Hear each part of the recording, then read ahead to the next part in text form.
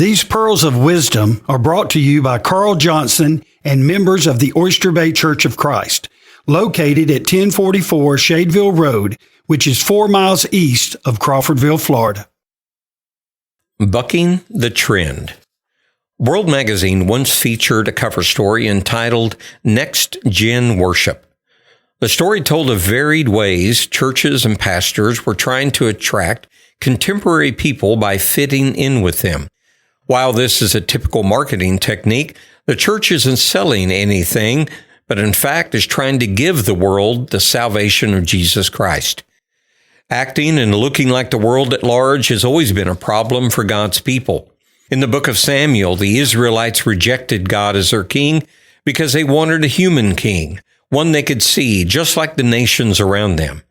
Some think that to be successful, you must seek power and wealth, recognition and status. Then to fit in well, you must be smarter or more stylish and more popular than anyone else. You must work for the largest company or attend the hottest events, maybe attend the most popular church and wear the most attention-grabbing outfits. Well, the way to success in earthly endeavors is not the way of success with God. The Apostle Paul said in Romans chapter 12 and verse 2, "Be not conformed to this world." In other words, don't model yourself on the behavior of the world around you. Don't let the world squeeze you into its mold. It is very difficult indeed to change the world if you look just like it. You cannot be different if you are looking and acting like everyone else around you. To the Corinthian church, the Apostle Paul wrote, "In all things approving ourselves as the ministers of God. What fellowship hath righteousness with unrighteousness?" To which he added, "Come out from among them, and be ye separate, saith the Lord."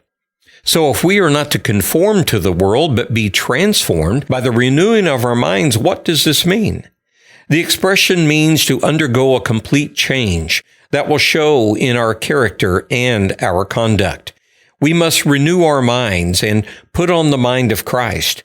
As Christians, we are residing in this world, but we are not to be of the world. Jesus has called us out of darkness into his marvelous light, according to 1 Peter chapter 2 and verse 9. As Christians, our lives should demonstrate a new way of being human. We should give, not acquire. We should sacrifice, not indulge. We should wear faithfulness and not fashion. Virtually everything Jesus says about the nature of discipleship is the opposite of what our culture exalts. Jesus commands us to be the salt of the earth and the light of the world. One reason salt is effective is because it is chemically different from the food to which it's applied.